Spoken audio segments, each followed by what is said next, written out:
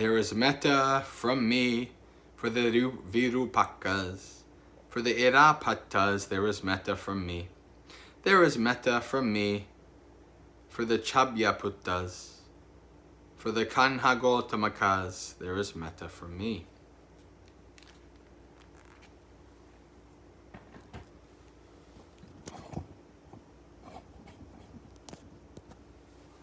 Morning, friends. So today we start one of my favorite things from the suttas. This is Kandhaparitta. This is taken from a sutta.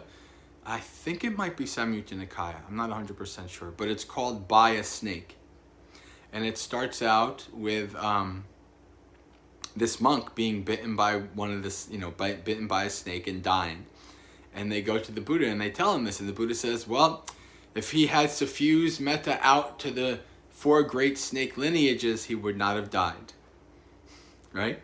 So this monk living in the jungle among the snakes, not enough, metta. Sorry, I had a thing pop up here. Not enough metta for the snakes. Very important. Living in the wilderness, have lots of metta for the animals there. But anyway, and so then, after this incident, the Buddha gives this Kandhaparitta, right, that we're going to be going through in the next couple days. Right, so this is a very important thing for those of you who are planning on spending any time in nature, to practice this, practicing lots of metta for the beings in the forest.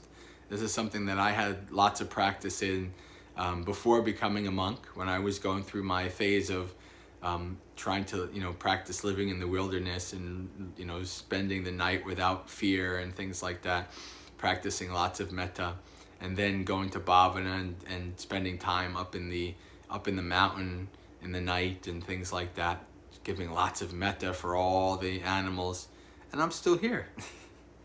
I never had any problems.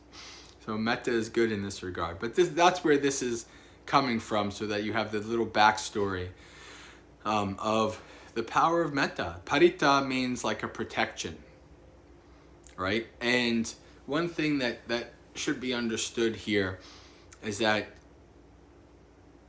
this is not really about magic per se, right? This is about calming the mind in a fearful situation, right? That's really what this is about. It's an interesting thing, because you do see in the suttas a few of these kind of things, like say this protective recital and then you'll be okay. But then on the other hand, you see the Buddha saying, well, this and this and this can't be had by wishing, right? So you don't really, there's like a balance to be struck. And the way I kind of read this is that, like, animals and children kind of can read things off people that adult people can't. Right? Animals can tell things. Like, there's animals that are trained to like know if you're gonna have a seizure, like before you do. Like, how you wonder, well, how the heck does that happen? Right? But they're able to do this. Like, some people who have like dogs that are with them, trained dogs, just so that if they're driving, the dog can warn them if they're gonna have a seizure. Right? But so there are beings. The beings can understand things that we can't.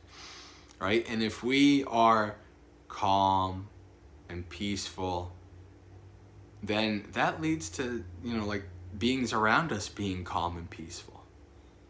Right? If we're calm and peaceful and aware, mindful, right? We should have metta for the beings as we're going through the forest or the jungle, but we should also be very, very mindful and aware. That's having metta, right? If we have metta for the snakes, we don't want to step on any of the snakes. We don't want to scare any of the snakes, right?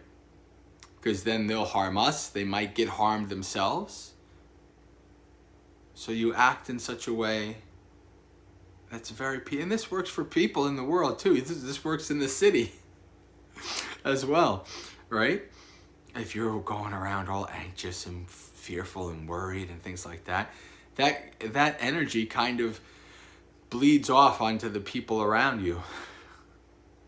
They react off that energy. So this is why somebody who is filled with metta, who is really fearless, who's peaceful, this is why they're dear to beings around them. It's just a power of metta in that regard. Right? Bhante Ji used to say, metta is not magic. Right? And what he meant by that is in terms of like you're not sending like waves that are going out into the universe and going to other beings and all the kind of like new agey kind of stuff. That's what he meant by that.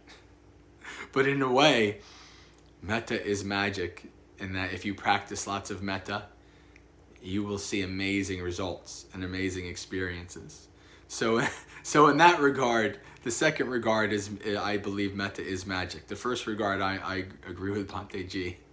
It's not magic in that way, but it's very, very powerful, very powerful. I've put it to use myself and experiences, right? And so I can, I can confirm at least to a small degree the Kandhaparitta here. So friends, we'll continue on with Kandhaparitta tomorrow. With that, I wish you a very spiritually successful and peaceful day. Sukhi Hotu, may you be happy. Practice well and be well.